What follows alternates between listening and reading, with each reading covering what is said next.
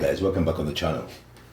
Today we're starting a new series of short videos explaining mechanics of Blood and Crowns rules by Firelock Games.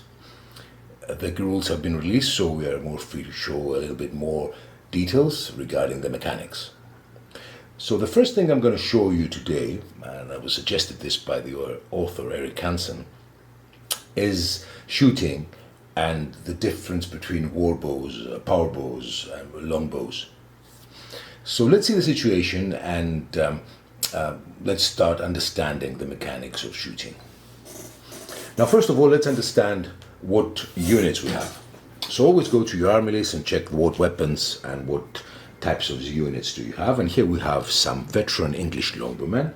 There can be 3 to 8. I found my house rules that I made the game bigger, but this is not the time for this. So there are 3 to 8 miniatures, so I have the maximum 8 miniatures. And they're veteran English archers, and they have a warbow. The special rules is arrow stone 3, defensive reaction, ammunition, and ambush. So the English start with ammunition 1. So let's put ammunition 1 beside the English unit. So let's start by drawing a card. Let's say it's the English turn. We drew a card and we got the Jack of Diamonds. The Jack of Diamonds means for a veteran unit, that this unit of longbow is, we have 3 actions. There is no more than 3 actions in the actual game. You cannot exceed the 3 actions. So we have 3 actions and we need to decide what we're going to do with our veteran longbowmen. Obviously we're going to shoot against these men-at-arms. These are men-at-arms, French men-at-arms, quite well, not veteran, but quite well equipped. They have full harness or partial plate armor actually, and that means they get a defense 1 option. And they have poleaxes, and they have a quite strong unit. So currently the attributes of hand-to-hand combat of the French are not of any importance for this mechanics. So we go there. So we decided to shoot the French with our warbow. First of all, we need to see the distance and to see what is our negative modifier. Now the distance is 7 inches. The 7 inches is the distance, you count the distance from the closest miniatures of both units. And if we go to see the quick reference sheet that I have, if you see below 8 inches is a +1. So if we go again to the army list, to the unit list, to the unit card, you can see that the English archers shoot with a 5, that's that number highlighted. So they have a negative modifier of +1, so they will need to shoot with a 6. So we have 8 miniatures, we're going to shoot with a 6. Now we have to check also the power bow characteristics. Now the warbow, I call it power bow. Warbows allow a unit to make ranged attacks. They do not gain reload markers, but must have a ready marker in order to perform ranged attacks. When performing a ranged attack inside a structure that is not open, apply a +1 penalty to the target number of the skill test. If the target unit is within 8 inches, the attack gains powerful 1. So first of all, we need to use one of our 3 actions. We have, as we said, 3 actions from the Jack of Diamonds to make the unit ready. So we put the ready marker. Now this ready marker is not moved, it's there continuously unless the unit is becoming shaken or the unit moves. If it moves, the ready marker is removed and you have to place it again with 1 action. So one of our 3 actions, let's use these 3 dice. So one of our 3 actions is spend to make the unit ready. Now that the unit is ready, we know that we are within 8 inches, so we gain the powerful 1 rule against the French men-at-arms.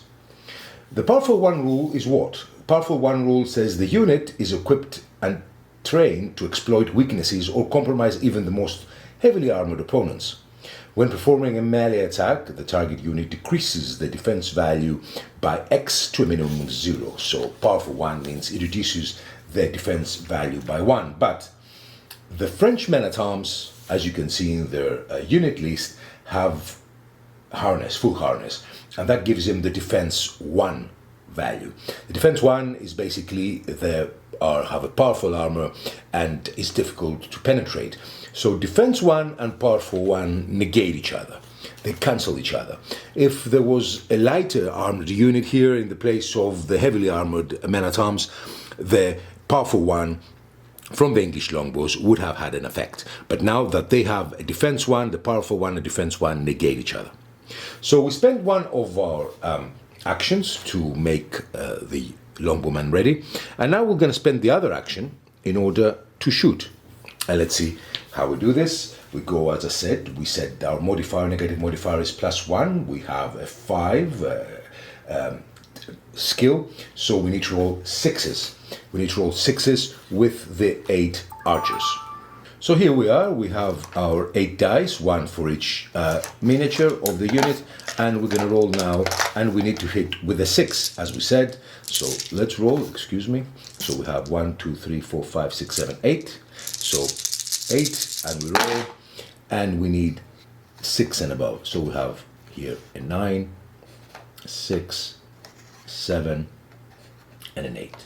So 4 possible hits against the French. If we didn't like it, we have favors that we can use. We have 3 favors per game that we can use and re-roll if it is a critical roll. So we have 4 possible hits that the French have to defend. Now, if we didn't have a powerful 1, the French having a defense 1 would have been able to roll these 4 hits and get another extra dice in order to save them. But because both units have special rules that negate each other, we cannot do this. So now we have these 4 and we roll. Let's see the French men-at-arms, they're not veteran, they have a defense against shooting of 6, and they roll a 0, a 9, so they save 2 shots and they have 2 hits. So let's put the 2 hits on the table. So here is the casualty marker. We put it here at the French, and let's put a dice. I don't want to put many casualty markers of 2. So they have 2 hits. Now they have to take a resolve test. A resolve test is the resolve number on the man-at-arms. It's 6.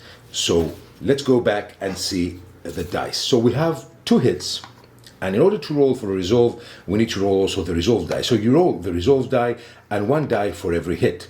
If you don't have any hits, but you defend them, you have to roll a resolve regardless.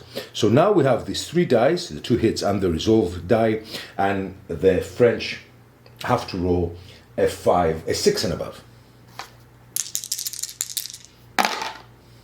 So they roll an 8, they roll a 7, and they roll a 1, so they get 1 fatigue point. So the French get 1 fatigue point, they're not pushed back, they are not destroyed, they're not shaken, so they get 1 fatigue point. Let's put the fatigue point. So if the French had more hits or lost more resolve dice, they could have been shaken and getting pushed back from shooting. Now this is the power bow. We said that the powerful 1 within 8 inches that the warbow has, it's negated by the defense 1 of the opponent. But let's see what the English have to do now. The English have 1 more action to perform.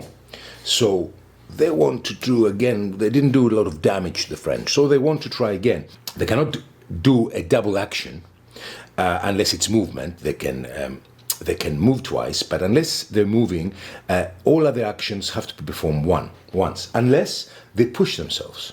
If they push themselves and earn 1 fatigue point, they can shoot again, and that's what the English want to do. They want to push themselves in order to repeat the shooting.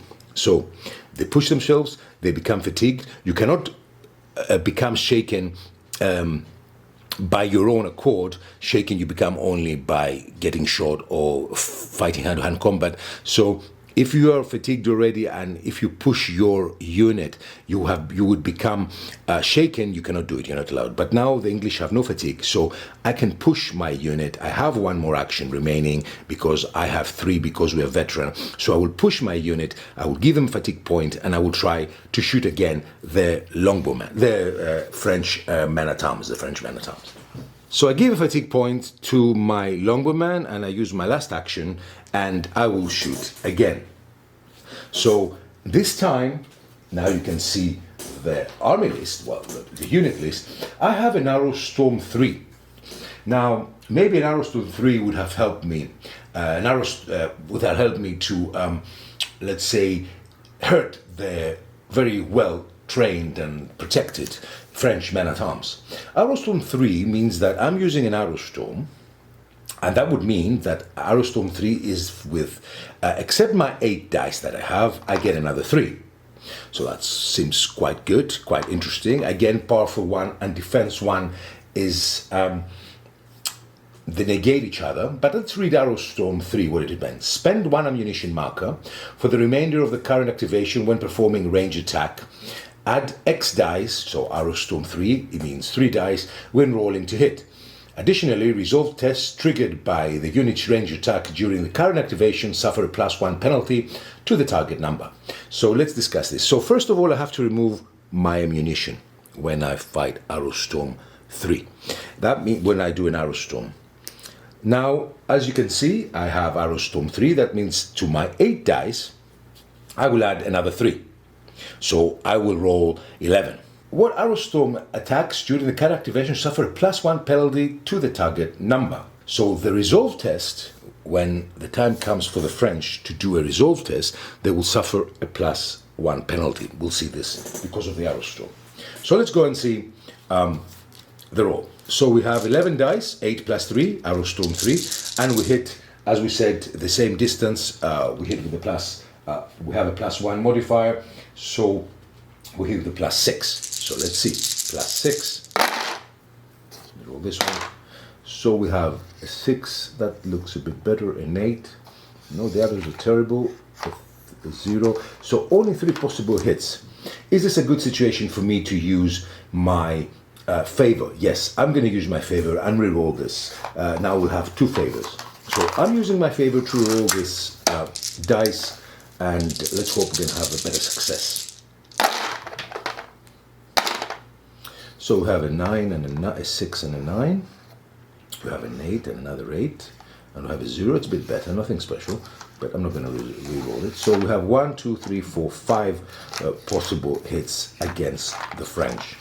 Now the French will defend with a plus. The defense, as you can see here in their army list, it's the defense of men-at-arms on foot is 6, so they need to defend with a 6 plus. So they have a good, very good. Oh, excellent. Only 1 hit against the French.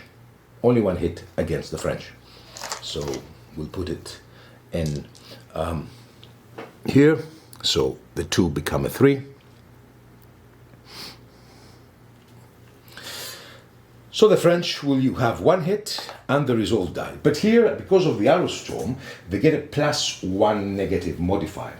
The +1 negative modifier means that the resolve die, they should suffer a +1 penalty. They have a resolve of 6, so they need a 7. So these 2 have to be a 7 in order for them to be saved. So they fail both, 1 and 1. So that means 2 fatigue points. We could have re-rolled this, but I'm going to show it to you how it will end, so you can see there's some movement from shooting. So basically 2 fatigue points because both resolve tests failed. You can see the extra resolve negative modifier from the Arrowstorm played an important role, although the roll was terrible. So the French get another 2 fatigue points. Having 1 already, they become 3, as you can see on the table, and that means they're shaken.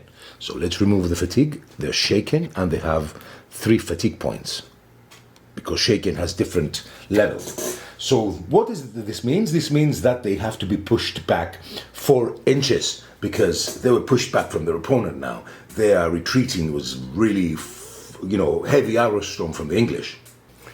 So the French are pushed back 4 inches because of the shooting, that this delays their charge. They have already lost 3. I haven't removed many miniatures. We'll remove them, or if you can keep them if you want to see your battles bigger, like I do, you can keep until you think it's enough. So they have a fatigue of 3, they're shaken, and they have 3 casualties, and they're pushed back.